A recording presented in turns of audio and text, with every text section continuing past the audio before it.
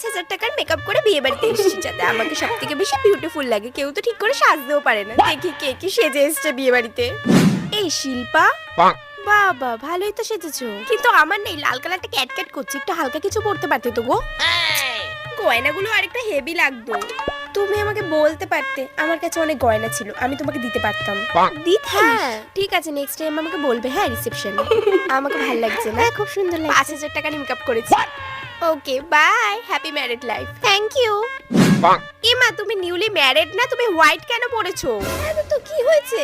না হোয়াইটটা ঠিক ভালো লাগছে না। আমাকে বলতে পারতে, আমার কাছে অনেক শাড়ি ছিল, আমি দিয়ে দিতাম। এই অর্পিতা দি, how are you? I am fine. ও এই অর্পিতা দি, তুমি না 5 বাচ্চার মা? তুমি একটা লাইট কিছু পড়তে পারতে, এত হেভি পড়েছো কেন? 5 বাচ্চা? হ্যাঁ, আমি 4 বাচ্চার মা, বললেই হলো। হোয়াট? কারো কোনো ড্রেসিং সেন্সই নেই। বাবা